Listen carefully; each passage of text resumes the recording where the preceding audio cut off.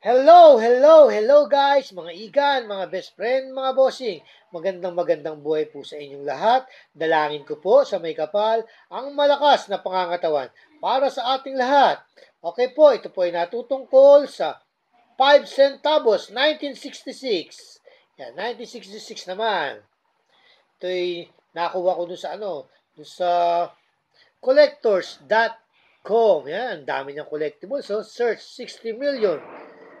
528, 540 collectibles. Ang daming collection nito. Ito, isa sa mga collection niya ay pinagbibili niya po sa halagang natin.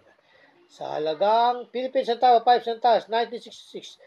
Top 1 number 136109 by $10.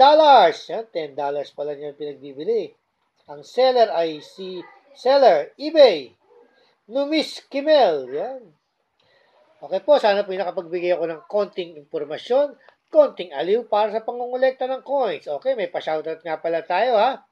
Okay, tingnan natin ha. Shoutout nga pala kay Louie Nicolas. Shoutout naman po dyan from Quezon City. Yan, si Louie Nicolas. Ano isa? Freddy Malandong. Shoutout po. Yan, si Freddy Malandong. Ito naman, si Kenny James Ambong. Pa-shoutout po kay Kenny James Ambong ng Sultan Kudarat. Yan, layo pa niya. Sultan Kudarat. Kenny James Ambong. Ito naman si Curry Pot Channel. Curry Pot Channel. Pa-shoutout na rin po. Okay po, ayan po. Mga shoutout natin ngayon, ha?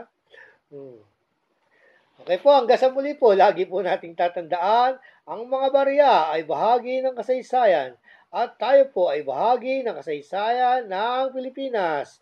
Bye for now. Don't forget to subscribe.